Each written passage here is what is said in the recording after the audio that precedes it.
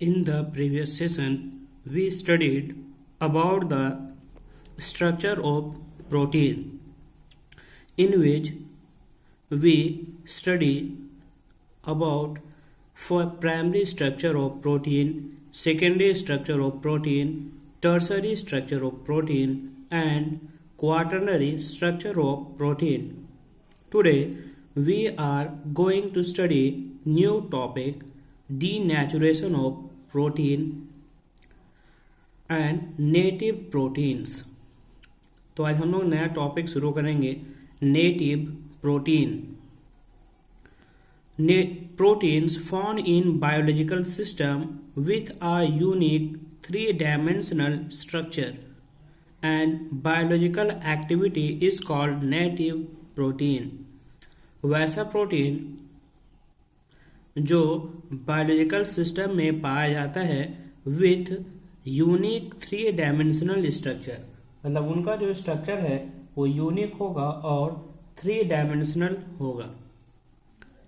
And biological activity, और उसका जो बायोलॉजिकल एक्टिविटी है वो भी यूनिक होगा. तो इस प्रकार का प्रोटीन कहलाता है native protein.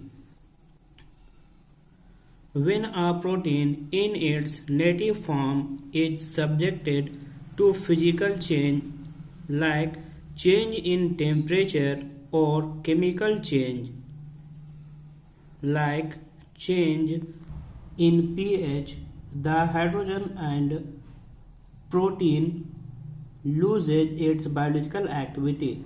This is called denaturation of protein. जब प्रोटीन जो है उसके नेटिव फॉर्म में कुछ चेंज होता है, जैसे फिजिकल चेंज होगा, जैसे कि हो गया टेम्परेचर में परिवर्तन, या केमिकल चेंज होगा जैसे कि पीएच में परिवर्तन, हाइड्रोजन बॉन्ड में परिवर्तन, और प्रोटीन, इससे क्या होगा, प्रोटीन इसका जो बायोलॉजिकल एक्टिविटी है वो लूज कर देगा. तो इसे कहा जाता है डीनेचुरेशन ऑफ प्रोटीन. तो इससे संबंधित कुछ नोट्स है. During denaturation, secondary and tertiary structures are destroyed, but primary structure remains intact. तो जब denaturation होगा प्रोटीन का तो उस समय सेकेंडरी और टर्सरी स्ट्रक्चर में परिवर्तन होगा, प्राइमरी स्ट्रक्चर में कोई परिवर्तन नहीं होगा. सेकेंड पॉइंट है नोट में, the coagulation of egg white on boiling, curding of milk, ये सभी इनके एग्जाम्पल है डीनेचुरेशन ऑफ प्रोटीन के. तो नेक्स्ट टॉपिक है एंजाइम्स. एंजाइम्स में बी डिफाइंड एज, एंजाइम को डिफाइन कर सकते हैं, बायोलॉजिकल और bio catalyst which catalyse the reactions in living being. Biological या बायो कैटालिस्ट जो कैटेलाइज करता है रिएक्शन इन लिविंग बीइंग में. All enzymes are basically globular protein, मतलब जितने भी एंजाइम हैं वे बेसिकली ग्लूबरल प्रोटीन हैं. Enzymes are very specific for a particular reaction. Enzyme जो है बहुत ही ज़्यादा स्पेसिफिक है पर्टिकुलर रिएक्शन में, as well as for a particular structure, और साथ में पर्टिकुलर स्ट्रक्चर के लिए भी एंजाइम वेरी स्पेसिफिक होते हैं. The enzyme that catalyzes hydrolysis of maltose into glucose is named as maltase. मतलब वैसा एंजाइम जो कैटेलाइज करता है hydrolysis of maltose into glucose, मतलब माल्टोज का हाइड्रोलिसिस करता है ग्लूकोज में, कहलाता है माल्टेज. जैसे कि यहाँ माल्टोज जो है, माल्टोज से ग्लूकोज बन रहा है, तो इसमें जो कैटालिस्ट का उपयोग किया गया है वह है माल्टेज. फोर्थ है the enzyme which catalyse the oxidation of one substrate with simultaneous reduction of another substrate are named as oxidoreductase enzyme.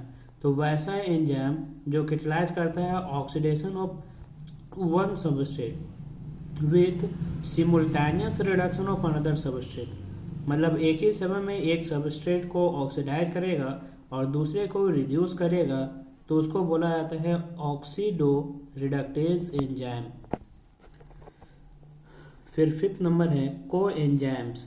Coenzymes may be defined as a substance necessary for the activity of certain enzyme। मतलब वैसा enzyme substance जो जरूरी है certain enzyme के activity के लिए। फिर biocatalyst, तो the enzyme which catalyse the biological reaction are termed as biocatalyst. मतलब वैसा एंजाइम जो कैटेलाइज करता है बायोलॉजिकल रिएक्शन को, उसे बोला जाता है बायो कैटलिस्ट। तो कुछ एग्जाम्पल है एंजाइम का। यूरेज जो है यूरिया से कार्बन डाइऑक्साइड और अमोनिया बनाता है। सुक्रोज जो है इन्वर्टेज सुक्रोज से ग्लूकोज और फ्रक्टोज बनाता है। माल्टेज जो है माल्टोज से ग्लूकोज और ग्लूकोज का 2 यूनिट बनाता है। फिर है लैक्टेज, लैक्टोज से ग्लूकोज और गैलेक्टोज बनाता है। एमिलेज स्टार्च से अल्फा ग्लूकोज बनाता है। कार्बोनिक अनहाइड्रेज H2CO3 से कार्बन डाइऑक्साइड और वाटर बनाता है। पेप्सिन जो है प्रोटीन को अमीनो एसिड में कन्वर्ट करता है। इरिप्सिन जो है प्रोटीन को अमीनो एसिड, ट्रिप्सिन प्रोटीन को अमीनो एसिड में कन्वर्ट करता है। न्यूक्लियस जो है डीएनए और आरएनए को न्यूक्लियोटाइड में कन्वर्ट करता है। तो नेक्स्ट हम लोग पढ़ेंगे कैरेक्टरिस्टिक ऑफ एंजाइम्स।